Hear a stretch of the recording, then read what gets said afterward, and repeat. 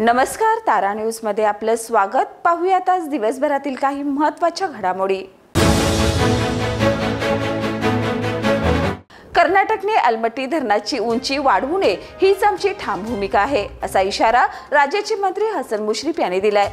जर कर्नाटकाने कोर्टात जाण्याचा निर्णय घेतला तर आम्हीही वकिलांची फौज घेऊन न्यायालयात उतरणार, असं ते म्हणाले। पाण्याचा प्रश्न हा राज्याच्या हक्काचा असून त्यावर तडजोड केली जाणार नाही, असा इशारा त्यांनी यावेळी दिला।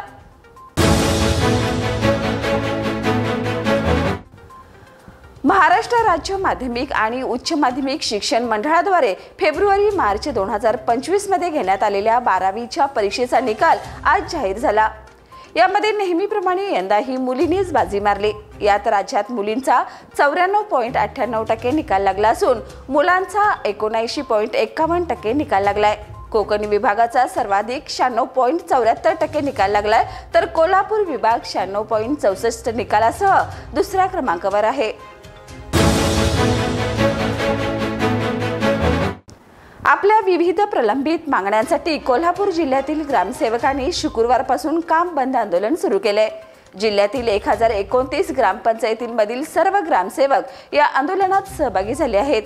याच पार्श्वभूमीवर आज सोमवारी जिल्हा परिषदेसमोर ठिय्या आंदोलन करण्यात आले।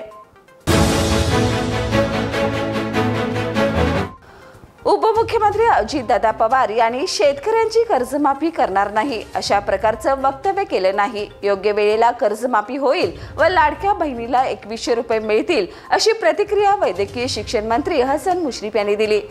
चंदगड येथे संपन्न झालेल्या शेतकरी संवाद मेळाव्यादरम्यान अजितदादा पवार यांनी केलेल्या शेतकरी कर्जमाफी संदर्भात वक्तव्यावर आज ते माध्यमांशी बोलत होते। दरम्यान यावेळी त्यांनी विरोधकांवर सडकून टीका केली आहे। शासनाच्या जाचकाठी आधार बँक लिंकिंग आणि KYC प्रक्रियेच्या अडचणीमुळे संजय गांधी निराधार, श्रावण बाळ, विधवा, वृद्धापकाळ, दिव्यांग योजनेतील लाभार्थ्यांना ऑक्टोबर 2024 पासून पेन्शन मिळालेली नाही। औषधासाठी अवलंबून असलेल्या या वयोवृद्ध नागरिकांना रोजच्या खर्चासाठीही संकट ओढावलं आहे। पेन्शनधारकांच्या याच भावना लक्षात घेऊन करवीर शिवसेनेच्या वतीने तीव्र आंदोलनाचा इशारा दिलाय। कोल्हापूर शहरातील सदर बाजार परिसरातील दिवसेदिवस वाढत चाललेल्या अवैध व्यवसायामुळे स्थानिक रहिवाशांच्या मध्ये अस्वस्थता आणि असुरक्षिततेचं वातावरण निर्माण झालंय। या संदर्भात शहर संघटक विजय हेगडे यांनी पोलीस अधीक्षक कोल्हापूर जिल्हा यांना एक निवेदन दिले।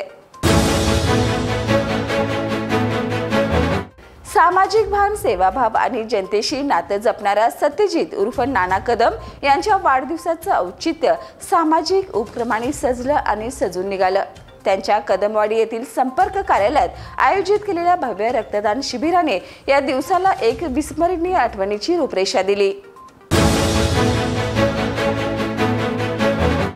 कोल्हापूर जिल्हा माध्यमिक व उच्च माध्यमिक शाळा मुख्याध्यापक संघ कोल्हापूर आणि Ashokrao Mane group of institute वाठार तर्फ वडगाव यांच्या संयुक्त विद्यमाने एक दिवसीय कृती सत्राचं आयोजन करण्यात आले। शैक्षणिक क्षेत्रात नवीन विचारांची मांडणी, तंत्रज्ञानाचा वापर आणि शिक्षकांचं सशक्तीकरण यावर भर यावेळी देण्यात आला। दत्तवाड तालुका शिरोळ येथे 16 कोटी 15 लाख रुपयाच्या ग्रामीण रुग्णालयाच्या नवीन इमारतीच्या पायाभरणी समारंभाचं आयोजन करण्यात आलं।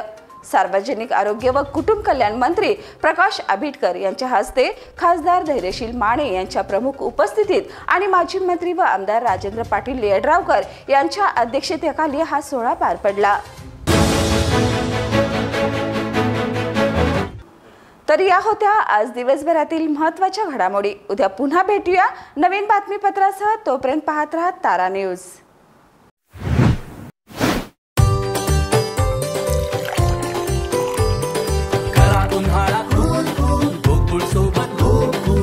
गोकुळ सोबत गोकुळ